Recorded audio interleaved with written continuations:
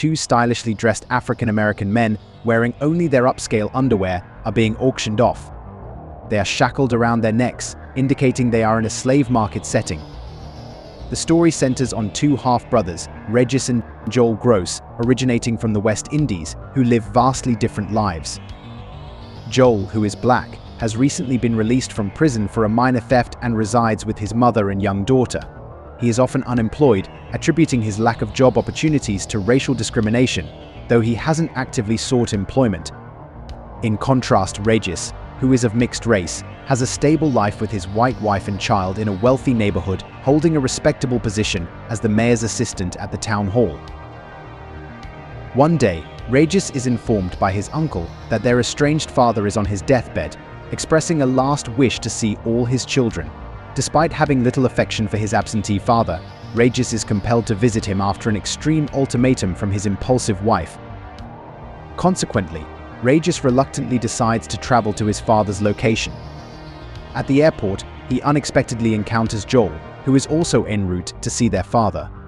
Having not seen each other for over 10 years, the brothers decide to set aside their past issues and share a taxi to their father's house, using the journey to reconnect. During their journey, Regis shares details of his prosperous life with Joel, who, feeling ashamed of his own lack of success, tells lies to disguise his struggles. Upon arriving at their father's residence, they meet their aunt and numerous half-sisters, learning that their father had relationships with many women across the globe, which clarifies why Joel and Regis have differing skin tones. Their father is overjoyed to see his two sons together before passing away, leaving them with the promise of a significant inheritance. Anticipating wealth, the brothers are disappointed to find out that their inheritance is merely an emancipation document that freed their ancestors for exceptional deeds before slavery was abolished in the West Indies. Disregarding its historical value, they mockingly rip the document apart, much to their aunt's disapproval. Angered by their disrespect, their aunt uses voodoo magic to transport Regis and Joel back to the 17th century into an era where slavery is rampant. Shortly after, they witness other black individuals running in fear and are subsequently captured by slave hunters. The brothers are sold at a slave market to a landowner named Monsieur Jordan. Joel is assigned to work in the fields under Henry, a harsh and racist overseer, while Regis is sent to work in the residence's kitchens. It's then they realize they have been sent back in time to 1780, during the height of slavery. The following day, the enslaved individuals are made to attend a sermon by a priest who presents them with a distorted version of the Bible, claiming it justifies the subjugation of black people to whites. However, the Gross brothers, being literate unlike the rest, except the whites, challenge the sermon's validity. Regis even astonishes the priest by accurately quoting a passage from the actual Bible. Later, Joel arrives late to the fields and is assaulted by Henry. Unable to tolerate Henry's continuous abuse, Joel attempts to flee the plantation but accidentally injures himself by running into a pole, rendering him unconscious. As a result of his defiance, he is publicly whipped, serving as a warning to others. That evening, Regis is summoned by Jordan, who commends him for his literacy, declaring it a sign of intelligence. Regis is then appointed to supervise the other enslaved workers alongside Henry. Meanwhile, Joel, while receiving care for his injuries from Rosalie, a fellow enslaved woman, quickly becomes infatuated with her. Despite his swift advance, Rosalie rejects his affection, revealing her love for another enslaved man, Isidore, leaving Joel disheartened. The next morning, Regis embraces his new role with zeal, directing the enslaved workers in their tasks. Joel is dismayed to witness his brother's compliance with their oppressors, accusing him of self-interest. Regis, indifferent to Joel's condemnation, remains dedicated to pleasing Jordan and his family. His unique skill of reading soon becomes a subject of ridicule among the plantation's white inhabitants, further isolating him within the oppressive environment. The plantation's residents mockingly questioned Regis's musical abilities, leading to a shocking revelation when he skillfully plays the piano, much to everyone's astonishment. Unfortunately, this display of talent leads to Regis being brutally whipped by the white overseers. Determined to escape their harsh reality, Regis and Joel seize an opportunity to leave by sneaking into the carriage of a Jewish man named Isaac. Upon arrival at Isaac's residence, they discover he was aware of their presence the entire time. Expecting the worst, they plead for mercy, only to be greeted with kindness and hospitality as Isaac empathizes with their plight due to his own experiences with discrimination. However, when Monsieur Jordan's men come searching for them at Isaac's house, Regis and Joel quickly depart through a back exit. They find themselves at the shore, where they embark on a journey in an abandoned boat. In a twist of fate, they encounter a slave ship and are captured, finding themselves back in the slave market only to be purchased once again by Jordan's men. Fortunately, before being returned to the plantation, they are rescued by the Maroons, an African tribe composed of former slaves. Welcomed into the tribe, the brothers participate in a ceremonial chant. However, when the discussion turns to violence against whites, Regis, married to a white woman, hesitates to join in, causing tension with the tribe. The brothers manage to escape the tribe's wrath and find safety.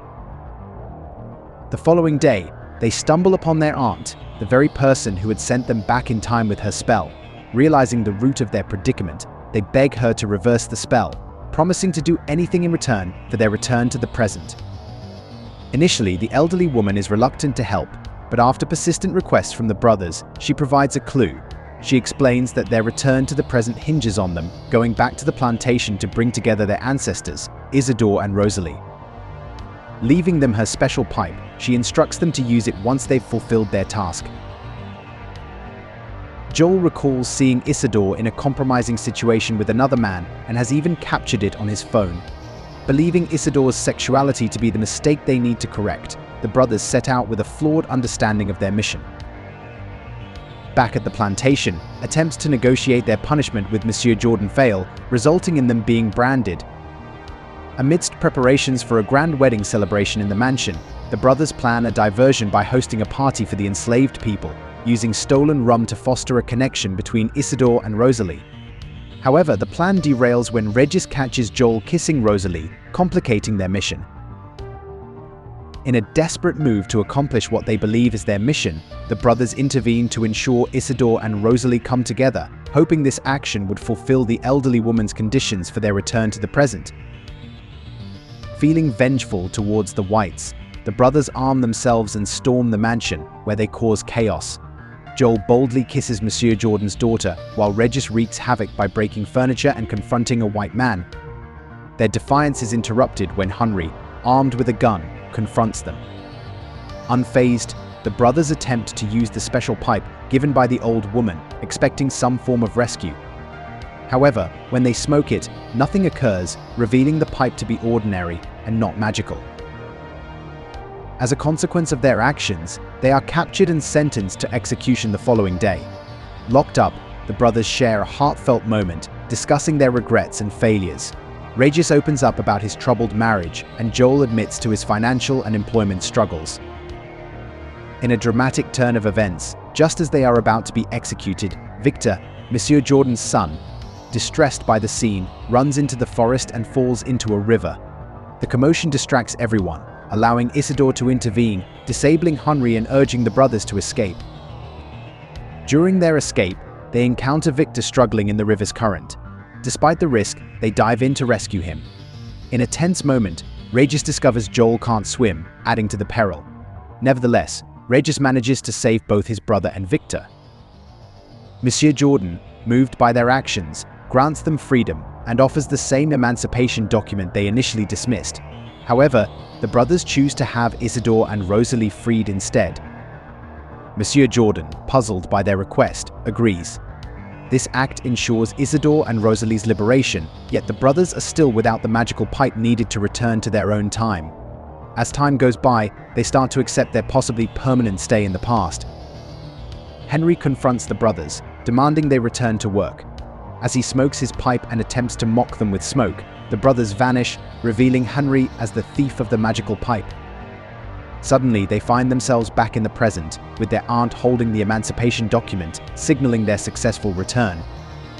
Months later, Joel secures a job in construction, still facing issues with low wages and racial discrimination. Regis resumes his position at the town hall, where he confronts the mayor's racism with newfound courage. In Regis's living room, where a family discussion highlights the brothers' strengthened bond through their ordeal. However, a dispute between their daughters accidentally results in the tearing of the emancipation document as the brothers rush to intervene. The end. Thank you for watching. Be sure to like our channel and subscribe. If you enjoy content like this also, let us know what movie you would love us to recap for you.